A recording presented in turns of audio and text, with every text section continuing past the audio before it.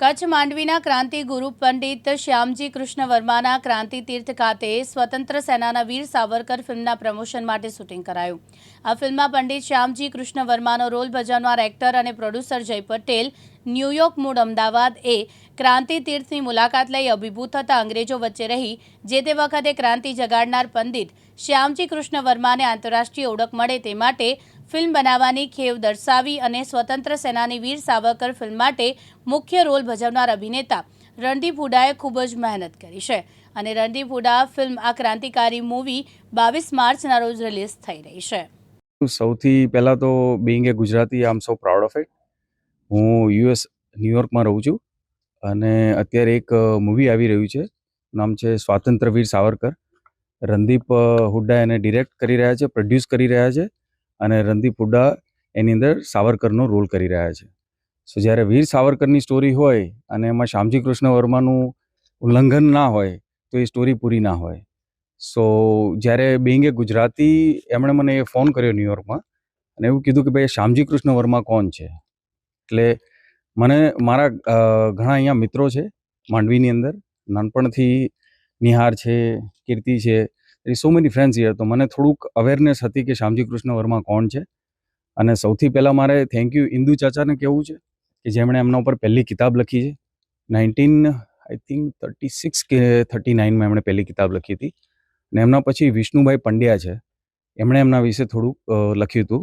અને ત્યારબાદ મારે થેન્ક યુ કહેવું છે કે સ્ટેટ ગવર્મેન્ટનું અને ફેડરલ ગવર્મેન્ટનું કે જેમણે આટલું બ્યુટિફુલ એમનું મેમોરિયલ બનાવ્યું છે, જેનાથી આવતી પેઢીને ખ્યાલ આવશે કે શ્યામજી કૃષ્ણ વર્મા કોણ હતા અને નાના વિલેજમાંથી મોટા થઈને તમે દુનિયાના કોઈ પણ મોટા વર્લ્ડમાં મેસેજ આપી શકો છો। અને આજની તારીખની અંદર પણ મોટા મોટા વિદ્વાન લોકો એમની બુક અને એમની કાર્યશૈલી અને એમણે જે કરેલું છે એ આજ પણ એમને એક આઈડિયલ માને છે। સાહેબ, ખાસ આપ જે આ મૂવીમાં કામ કરી રહ્યા છો જેનો રોલ છે અને ક્યારે રિલીઝ થશે આ મૂવી?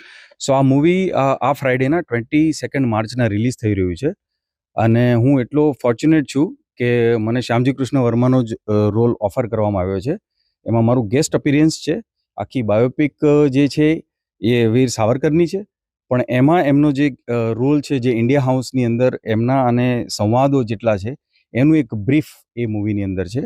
સાહેબ, આપ ગૌરવ વધારી રહ્યા છો, આ જે આપને રોલ મળ્યો છે, આપનું વતન કયું છે અને કેટલો સમયથી આ શૂટિંગ ચાલી રહ્યું છે?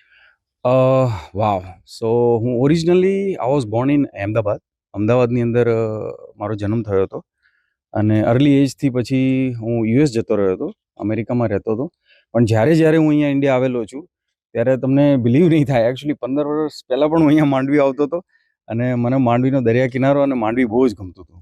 તો ફ્રેન્ડોના હિસાબે અહીંયા અચૂક આવવાનું રહેતું હતું અને મૂવી લગભગ 2.5 વર્ષથી વધારે રાઇટિંગમાં ગયા છે અને રણદીપે લગભગ 32 કિલો જેટલું વજન ઓછું કર્યું છે વીર સાવરકરનો લુક આપવા માટે।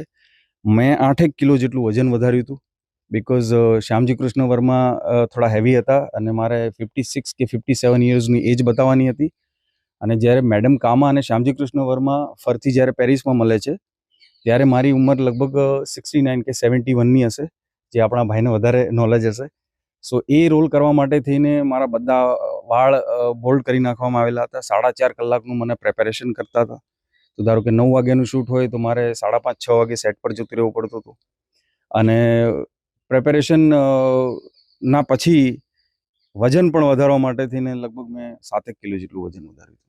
સાહેબ, આ મૂવી આપ આમાં જે રોલ નિભાવ્યો છે આપ કેવો ફીલ અનુભવી રહ્યા છો? કારણ કે આ એક ક્રાંતિ તીર્થ શ્યામજી કૃષ્ણ વર્માએ આ દેશ નહીં દેશનું નામ રોશન કર્યું, તો વિદેશમાં તો શું કહેશો? મારી દ્રષ્ટિએ કહું તો આ જગ્યા મંદિર કરતાં પણ વધારે પવિત્ર છે અને પેરિસના ટાવર કરતાં પણ બ્યુટિફુલ છે, કારણ કે ધીસ ઇઝ લાઈવ, આપણે જોઈ રહ્યા છે ને। આપણે લાઈક જ્યારે મેં અસ્થિના દર્શન કર્યા તો મારા રોમટા ઊભા થઈ ગયા અંદર। અને જ્યારે મેં આખી કહાની વાંચી અને શ્યામજી કૃષ્ણ વિશે જ્યારે ડિટેલમાં મેં રિસર્ચ કર્યું ત્યારે મને એમ થયું કે હવે કોઈ પણ હિસાબે મારે શ્યામજી કૃષ્ણ વર્મા ઉપર પણ થોડું કામ કરવું પડશે, કારણ કે શ્યામજી કૃષ્ણ વર્માએ જે કર્યું છે એની લાઈફનું એક પણ ચેપ્ટર તમે તમારી જિંદગીમાં ખાલી 0.2 વસ્તુ પણ ઉતારી લેશો તો તમારી લાઈફ બ્યુટિફુલી થઈ જશે। અને અત્યારે આપણે જે આવી રીતે હસી મજાકથી બેસી રહ્યા છે, વાતો કરી રહ્યા છે, બ્રીથ કરી રહ્યા છે બિકોઝ ઓફ આપણા દેશ માટે 2 મિલિયન પ્લસ લોકોએ આઝાદી માટે જાન આપેલી છે. સો એ ફ્રીડમને આપણે વી કેન ઇગ્નોર ધેટ. આપણે એને અત્યારે એન્જોય કરી રહ્યા છે બિકોઝ ઓફ ધીસ પીપલ. સો આપણે યંગસ્ટર માટે અત્યારે કદાચ એવું હોય કે લોકો આઝાદીને કદાચ ઓલ્ડ સ્કૂલ માનતા હોય, પણ આપણે Bing A I think we should take it to next level.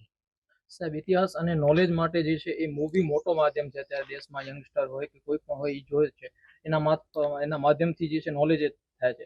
તો શ્યામજી કૃષ્ણ વર્માના જીવન ઉપર વધુથી વધુ લોકો પરિચિત થાય. અગાઉ વડાપ્રધાને પણ મોટો એનું પ્રમોશન કર્યું હતું, એના માટે શું કહેશો? ટ્રસ્ટ મી ભાઈ, હું અત્યારે ત્યાં હોલિવૂડમાં બેઠો છું. અત્યારે મને તમે દુનિયાનો કોઈ પણ સબ્જેક્ટ આપો ને તો મારા દિમાગમાં ખાલી શ્યામજી કૃષ્ણ વર્મા જ ચાલે છે. સો અત્યારે હું એક્ઝેક્ટ રણદીપને સમજી શકું છું કે રણદીપ 3 વર્ષથી જે વીર સાવરકર બની ગયો છે, ઘરમાં પણ વીર સાવરકરની જેમ જ રહે છે, કપડાં પણ એમ પહેરે છે. તો જ્યારથી મેં શ્યામજી કૃષ્ણ વર્માને વાંચ્યા ત્યારથી મને પણ દિમાગમાં એવું થયા કરે છે કે બોલિવૂડનું નહીં, કદાચ મારે હોલિવૂડનું મૂવી બનાવવું જોઈએ. કારણ કે શ્યામજી કૃષ્ણ વર્મા પોતે એક અંગ્રેજ જ હતા અને અંગ્રેજોની સાથે રહી, અંગ્રેજોના ગામમાં રહી અને કલમની સામે કલમ અને કલમથી ના માને તો હથિયાર, એની પાછળનું જે બ્રેઇન બિહાઇન્ડ જે હતું અને જે લોકોને એમણે માંજ્યા છે જ્યાં તે લોકો રહેતા હતા ને, તો એમનો ફાળો તો લાઈક દુનિયામાં તમે ગમે તેટલું કરી શકો ને તો પણ નજીક નથી પહોંચી શકાય એવું.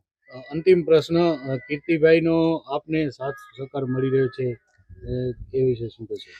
સી કીર્તિભાઈ અને એની સાથે બધા માંડવીના મિત્રો જેટલા છે, they are very good people always. હું તો માંડવીને એવી રીતે ઓળખું છું કે ગાભાભાઈની આપણી દાબેલી છે, જે એ ખાઈને પણ હું ઘણી વખત અહીંયા એન્જોય કરું છું.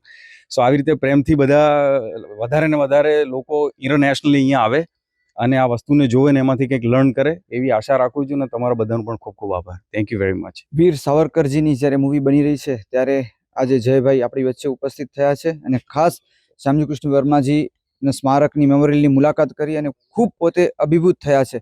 અને આજે અમને ખૂબ, આપણે એક માંડવીવાસી તરીકે, કચ્છવાસી તરીકે ખૂબ ગૌરવ અનુભવીએ છીએ કે આજે એક એવા વિચારનું વાવેતર થયું છે કે જેવી રીતના વીર સાવરકરજીની મૂવી બની રહી છે એવી જ રીતના અમારા પોતે આમ ન્યુયોર્ક છે, યુએસ છે, અને એમને આજે એવું ભાવ રજૂ કર્યું છે કે ભાઈ એક પંડિત શ્યામજી કૃષ્ણ વર્માની મૂવી બને, જે એક અમારે આજે આ વિચાર રજૂ કર્યું છે. અને આવનારા સમયમાં અમે આશા રાખીએ છીએ કે ભાઈ આપણા માંડવીના સપૂત એવા પંડિત શ્યામજી કૃષ્ણ વર્મા ઉપરથી જ એક બહુ જ ભવ્યાતિ ભવ્ય મૂવી બનશે એવી અમે આશા પણ રાખીએ છીએ. કારણ કે આ પોતે અમેરિકા, ન્યુયોર્ક વસે છે, પણ મિત્ર વર્તુળ, સર્કલ, સંબંધ બધું એમનું અહીં છે.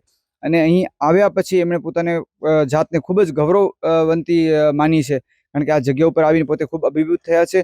આપ વિચાર કરો કે 73 વર્ષ પહેલા જ્યારે આપણા દેશના સપૂત, માંડવીના સપૂત શ્યામજી કૃષ્ણ વર્મા પોતાના અસ્થિનું ભાડું ચૂકવે છે કે ભાઈ એમને કેટલી આશા હતી કે કોઈક એવો સપૂત આવશે, આઝાદ ભારતમાં મારી અસ્થિ લઈ જશે. એમનું સ્વપ્ન હતું કે મારા અસ્થિઓ આઝાદ ભારતમાં આવે, કારણ કે આઝાદીની લડાઈ લડતા લડતા શહીદ થયા. પછી એમનું સ્વપ્ન હતું કે ભાઈ હું નહીં તો મારી અસ્થિઓ પણ આઝાદ ભારતમાં આવે. તો તમે કલ્પના કરી શકો કેટલું વિચારતા હશે. અને 73 વર્ષ સુધી એમની અવગણના કરવામાં આવી. 73 વર્ષ સુધી જે સરકારો હતી એમને કોઈને આ વ્યક્તિ યાદ ના આવ્યા, મહાપુરુષ યાદ ના આવ્યા. પણ તત્કાલીન ગુજરાતના મુખ્યમંત્રી, દેશના યશસ્વી વડાપ્રધાન માનનીય નરેન્દ્રભાઈ મોદી એમના પુત્ર બની, એમના સપૂત બની અને જીનીવાથી જ્યારે એમની અસ્થિઓ પોતે ત્યાં જઈ અને પોતાના ખભા ઉપર ઉચકીને જ્યારે લઈ આવ્યા, ત્યારે આપણા દેશ માટે, સમગ્ર ભારત વર્ષ માટે આ ગૌરવની ક્ષણ હતી કે નરેન્દ્રભાઈ એમના અસ્થિ લઈ અને આવું સુંદર મજાનું સ્મારક માંડવીમાં બનાવ્યું છે. ત્યારે આપણે સૌ નરેન્દ્રભાઈ મોદીના પણ ખૂબ આભારી છીએ. અને આ મૂવીના કારણે ખૂબ વધારે એમનો પ્રચાર પ્રસાર થશે. નરેન્દ્રભાઈ પોતે પણ ખૂબ એવી અનેક વખત વિનંતીઓ પણ કરી છે કે આપ અહીં આવો અને અહીં અસ્થિઓના કુંભના દર્શન કરો, સ્મારકની મુલાકાત લ્યો. ત્યારબાદ જયભાઈને પણ અમે વાત કરી છે કે ભાઈ હવે બોલિવૂડ પણ થોડું અહીં ધ્યાન આપી અને આ જગ્યાનો, આ મેમોરિયલનો થોડો પ્રચાર પ્રસાર થાય, જેથી ભારત વર્ષનો કોઈ પણ નવયુવાન એવો બાકી ન રહે કે જેમને ખબર ન હોય કે શ્યામજી કૃષ્ણ વર્મા કોણ હતા અને કેટલી મોટું યોગદાન એમણે આ દેશ માટે આપેલું છે. તો જયભાઈનો અને રણદીપ હુડાજીનો પણ અમે આ સ્થળથી ખૂબ હૃદયપૂર્વક આભાર માનીએ છીએ. અને આવનારા સમયમાં કચ્છ, ગુજરાત અને ભારતને પંડિત શ્યામજી કૃષ્ણ વર્મા માટે એક સરસ મજાની મૂવી મળે એવી પણ અમે આશા રાખીએ છીએ. અંકુર ભટ્ટ, દિવ્યાંગ ન્યૂઝ, માંડવી, કચ્છ.